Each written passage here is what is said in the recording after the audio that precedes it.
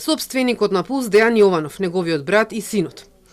Тројцата градоначалници на Кочани, Папазов, Илиев, Димитровски, тројца општински градежни инспектори, управителот на Агенцијата за обезбедување Рубикон и четворица обезбедувачи, четворица директори на ДЗС, Салију, Џаферовски, Максути и Селами, двајца поранешни министри за економија, Бектеши и Сарачини, екс-државната секретарка Чекич Дурович, 5 вработени во Министерството и 4 локални пазарни инспектори.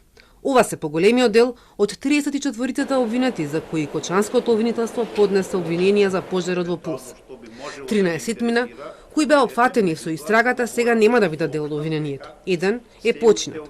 Еден е на лекување, членот на ДНК Владимир Блажевски. А за 11 истрагата се запира затоа што засега нема доволно докази за обвинение. Меѓу нив се и поранешните директори на ДПИ, Трајковски и Симеска Димовска. Според информациите на Телма, истрагата запира и за поранешните министри за економија, Кучи и Незири. Свесното игнорирање на безбедносните процедури од многу поединци и институции придонеле за исклучително тешките последици и неможноста да се спречи трагедијата и на време да се спасат 62 млади животи. Секој од овие алки имала моќ и законски надлежности да ја спречи трагедијата или да го намали потенцијалот на истата во однос на загубата на животите, но никој тоа не го направи. Пиротехниката била набавена нелегално, но оние од кого била купена не се дел од обвинението, потврди Коцевски на новинарските прашања. Според обвинението, фонтаните изфрлале искри кон плафонот над сцената. Се запалил полиуретанскиот сунгер со кој бил обложен плафонот во објектот. Пожарот се проширил низ целиот објект.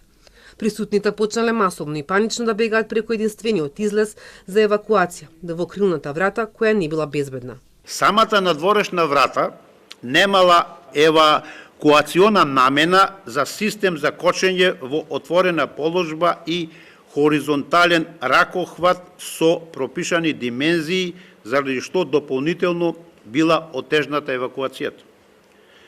Поради целосното непочитување на безбедносните правила за заштита од пожар, преполнетоста на објектот со посетители, настанало масовно туркање и паѓање на посетителите во ходникот, со што напуштањето на објектот било целосно попречено и биле предизвикани тешките последици. Дали вратата била намерно држана поради полициската акција, Коцевски не откри. Рече во обвинението на 40 страници ќе ги има сите детали. Еден службеник од Министерството за економија е обвинет за подкупи за фалсификуваната лиценца. 2 пати побарал и добил пари од сопственикот на Пулс. Во 2019 година прво обвинетиот побарал и добил 12.000 денари парична награда кои му биле исплатени на неговата банкарска сметка.